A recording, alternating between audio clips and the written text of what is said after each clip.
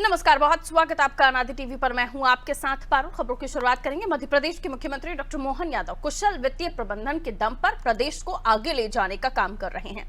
इसी का नतीजा है कि सरकार ने उद्योग इकाइयों की सभी देनदारियों को चुका दिया है।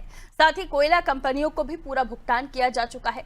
नए वित्तीय वर्ष में ऊर्जा विभाग नए सिरे से काम करेगा। वहीं नए बजट में सरकारी कर्मचारियों को सौगात मिलने वाली है। कर्मचारियों के सभी भत्तों की राशि को बढ़ाने का काम किया जाएगा, जिसकी जानकारी सीएम डॉक्टर मोहन यादव ने दी है।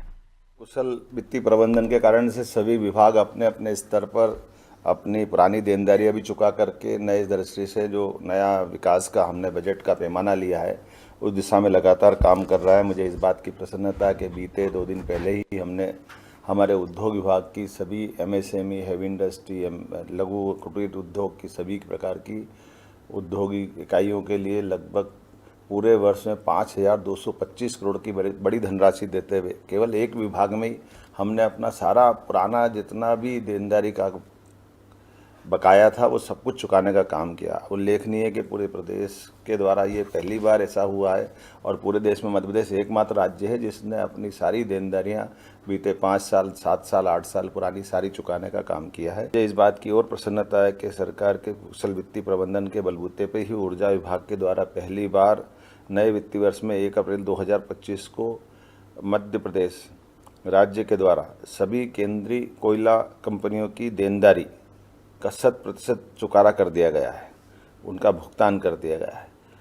इसी प्रकार से जनरेशन कंपनी के चारों ताप विद्युत गृह द्वारा कुशल प्रबंधन के फलस्वरूप अब तक का सर्वाधिक 11.73 लाख मीट्रिक टन कोयले का भंडारण किया गया है और उल्लेखनीय है कि इसका भी अग्रिम भुगतान हमने कर दिया है, इसका भी कोई बकाया हम पे नहीं है।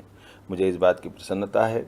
वित्त विभाग, ऊर्जा विभाग, हर विभाग को हमने अपने अपने दायरे में बेहतर से बेहतर करने का जो संकल्प लिया है ये उसकी परिणति है, उसका ही लाभ है। मुझे इस बात की प्रसन्नता है कि जब हम जनहितैषी कामों को आगे लेकर चल रहे हैं, विकास के पैमाने के नए नए कीर्तिमान बना रहे हैं, तो हमारे इस काम के जो मूल आधार अधिकारी, कर्मचारी, सभी बंधुओं के लिए भी हमने पुराने 9 साल, 10 साल, 15 साल पुराने जो खास करके भत्तों की राशि बढ़ाने का जो बड़ा निर्णय था, मुझे इस बात की प्रसन्नता है कि हमने इस तरह में भी इसी बजट में इस बात की गुंजाइश दी है और इसके माध्यम से लगभग 1500 करोड़ रुपया साल का व्ययभार हम पे बढ़ेगा।